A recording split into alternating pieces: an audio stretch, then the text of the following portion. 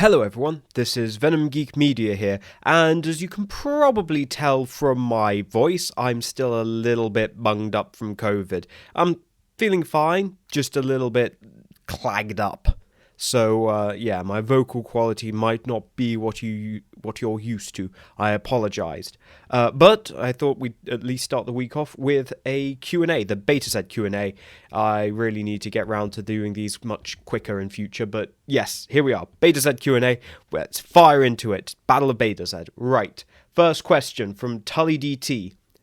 What happened at the wedding? The wedding which Legate Tulmec was forced to attend by Vorta Nylan. Obviously, Legate Tulmec knew very well what withal was going to be involved with a Betazoid wedding.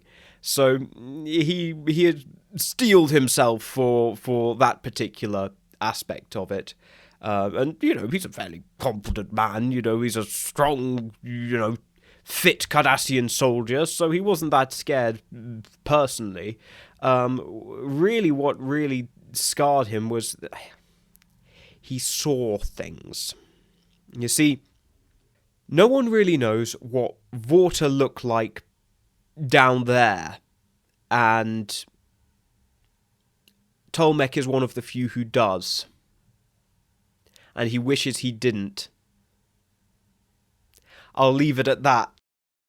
Right, next question is from Marked Ashamed. Is there any way to distinguish between Betazoids and humans? What would I do in the example that I was running the makeup department? So, yeah, this is a pretty good point that's just worth bringing up generally, which is, of course, that Betazoids are literally, there's no makeup. They're literally people. They're literally just actors, and they don't even bother with any kind of prosthetic. In some ways that's kind of better. At least they just said, you know what? We don't care. We don't need the prosthetics. Because those prosthetics, you think about the Bajoran prosthetics or various others, a lot of them are pretty pathetic. It was like if budget and CGI and all that, if that was no object and we could literally make the Betazoids look however we like, I would say, you do want them to look humanoid, somewhat beautiful. I'd probably look at sort of 40k Eldar, sort of that very tall, elegant, maybe proportionally quite a large head or large eyes to kind of just give it that sort of uncanny look, a little bit like what was it, Alita Battle Angel. Never saw the movie, but saw the trailers. It's sort of, you have those giant eyes on people, and it's like, on one level, it's like, giant eyes, we can see into people's eyes, that's nice. We like it when we see people's eyes. On another level, we're like, they shouldn't be that big. That's something ain't right there. So you want a little bit of both there. You want that kind of that pretty, you want that kind of elegance and beauty, because we're perfectly capable of recognizing beauty in things that are not human. But there's also a gap there. There's also like a thing that sort of says, yeah, but that's also, that ain't human. That ain't like us. And, depending on how far the distance is between us and it, sort of evolutionary speaking, is the level of sort of uncanny and creep that you can have. For example, some people really, really love snakes and think snakes are very beautiful. Other people find just snakes, just absolute no material. But in the Betazoids, that gap should be relatively small, and it should only be a tiny bit uncanny. So yeah, that's what I'd kind of go for. Geekius Maximus asks, why is the 7th Fleet back? Of course, the 7th Fleet was famously wiped out during the Battle of Tyra. Only 14 ships made it back to friendly lines. In a nutshell, well, you have those 14 ships, and the idea of the 7th Fleet, bearing in mind a fleet is more than just its combat arm. There's, of course, an entire logistical, administrative tail extending back from it.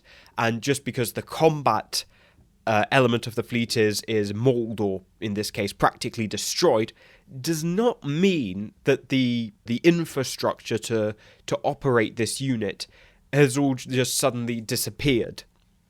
You're just kind of building back on, it's like it's the old broom argument. You've got your pole, you've got your stick for the broom, but the broom head has worn out, so you changed the broom head.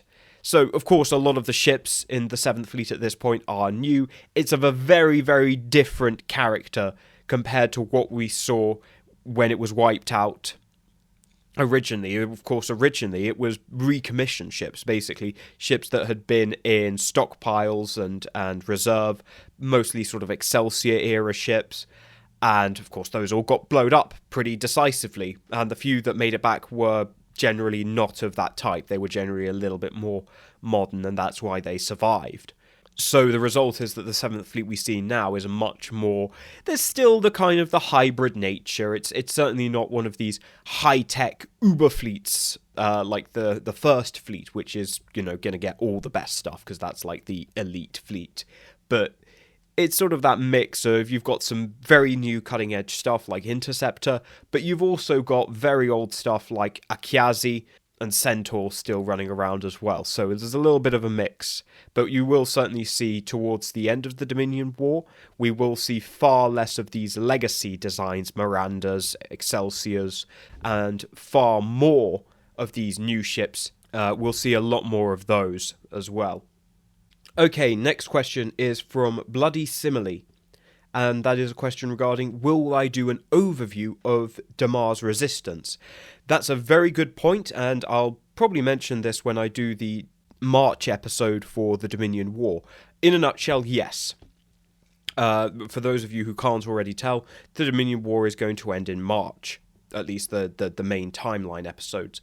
But as you can see on that playlist, there is a colossal amount of sort of dead space where there's just like huge swaths of the timeline and no battle space episodes. Now, while I do hope that eventually battle space episodes will fill in a lot of those gaps, there's also a lot of gaps that I'll probably plug up with special episodes going into specific topics that perhaps can't really warrant the grand scale of a full battle space episode. And Damar's resistance is definitely one that's worth covering, particularly as you look at the evolution and development of all those tactics and strategies that were used, and how it evolves from a small insurgency by trained military professionals to a wider general uprising.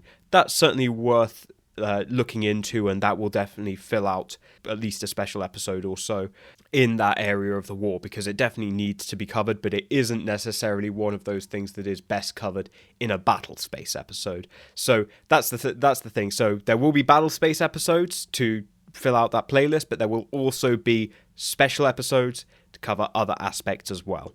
Okay, there's actually two questions in one. Both people were actually asking around about the same question, which was from Nathaniel Mead and Rob Peterson, and that's regarding the size of fleets. Okay, so each fleet as represented on the big map, that represents something in the vicinity of about 100 ships. You can call it around about...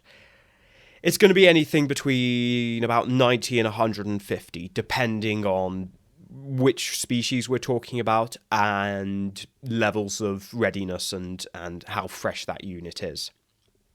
Ideally, you want to be on that upper end, you want to be up to about 150. So in terms of approximate size, Jem'hadar fleets, they can go up to about 120, 150, depends on how they organize their battle groups. But yeah, in a nutshell, it's around about 100-ish ships. It changes, of course, as I say. With the Federation, they've gone down to the 6-ship wing rather than an 8-ship wing. This is for many reasons, but they're still keeping the numbers of... They're trying to keep the numbers in the fleets overall. They're trying to keep those up still. But having those smaller 6-ship wings gives you a little bit more room to maneuver, move people around, move ships around as per needed. In some fleets which are sort of in some ways scaling down the size of individual units, but that's still in service of this overall size, which has been shown to be about what you need to do the mission.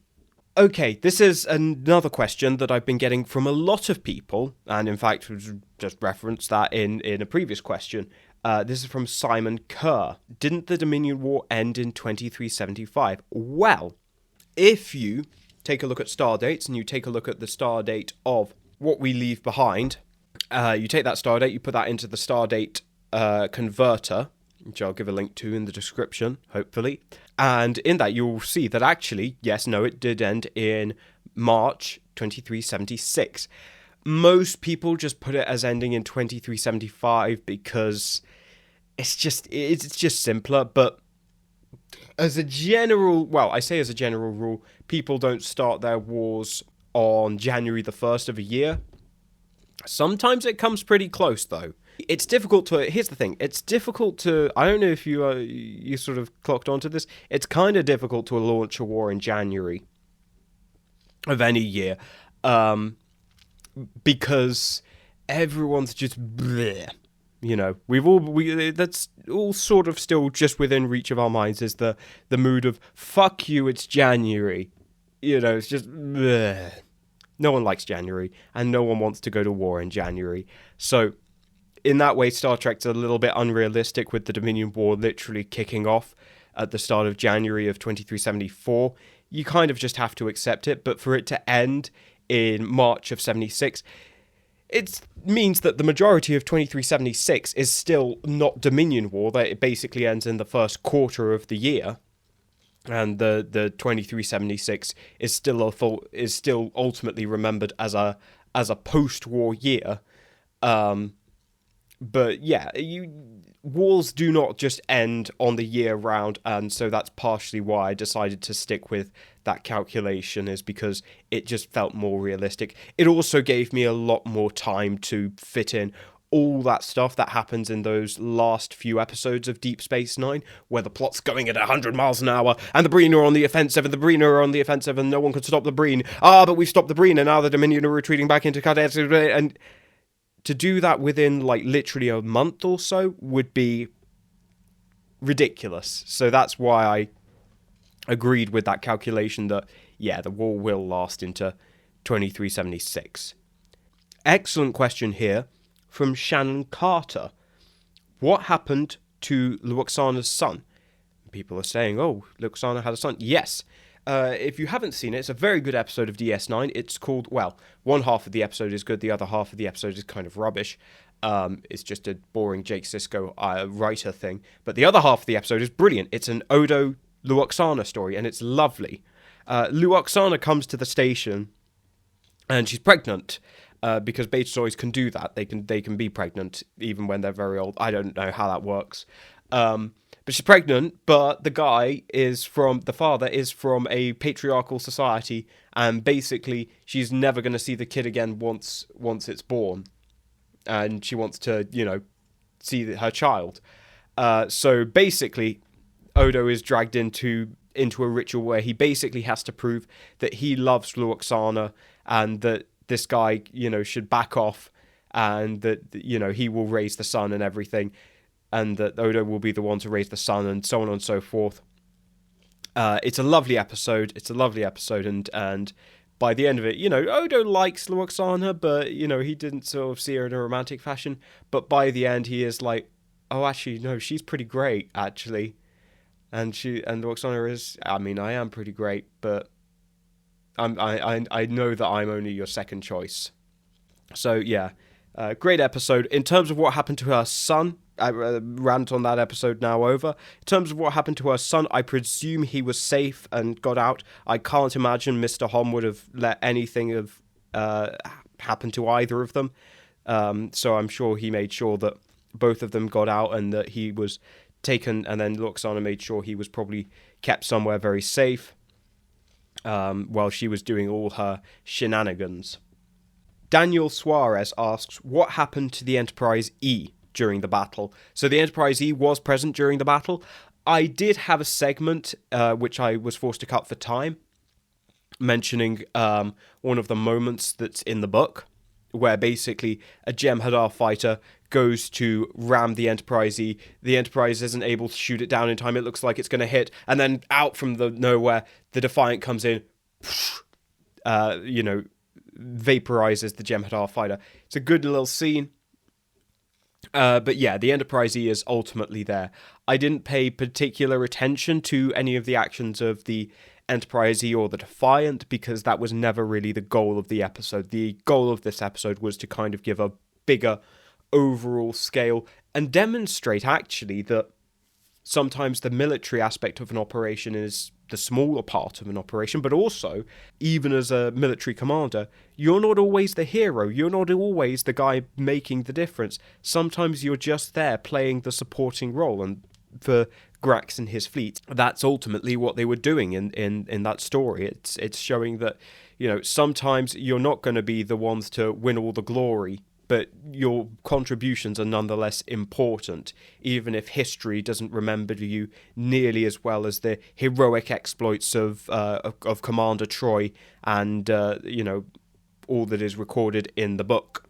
Okay, I feel like this is a bit of a charge question from from Fighting Falcon. The inspiration for Dr. Krelmaset's experiments. Well, I think we all know. The inspiration very clearly is a man called Dr. Mengele. I'll leave you to look that up on your own time, but just prepare yourselves if you don't already know. I'm sure most people do know.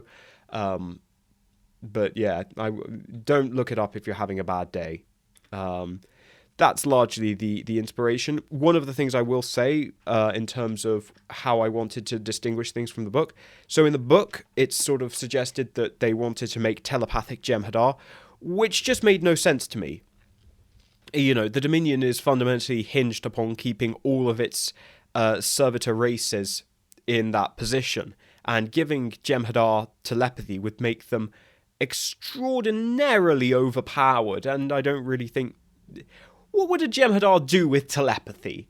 I mean, it's not that Jem'hadar is stupid, but I can't imagine they having much of a taste for telepathy. And maybe the Vorta. Yeah, Vorta would actually make a good use of telepathy, but then you combine that with their overall intelligence, general cunningness. It's quite risky to give the Vorta telepathy, so what I decided to imply was that it was in fact the founders themselves who were seeking telepathy. As we recently saw in the episode of Picard where there's a changeling on the Titan, and Seven is able to, spoiler alert, but I'm sure you've all seen it. It's quite predictable. It's a fun little plot point, but it's quite predictable. Seven is able to discover the changeling because it uses the wrong name for her, and she's like, "Oh yeah, no, you're fake." And she shoots the changeling and guesses correctly because it got her name wrong. It called her Annika rather than Seven. And there's a little character moment, but that wouldn't be a problem if changelings were telepathic. As Shaw says, the way you tell a changeling is you make sure you know something, you know your people very well, and you know them well enough that you can ask them a question that only they will know the answer to, and when they get it right or wrong, you will know whether or not they're a changeling. And if a changeling is telepathic, suddenly the changeling knows everything about this person and probably more. There's no way to tell. It would almost be impossible to ever weed out a changeling, and that is terrifying to contemplate. So those are the questions from the Betazed episode. My throat is dying in a very short order. Yes, I hope you guys enjoyed. I'm going to heal this throat, and I will see you all in the next video. See you all next time.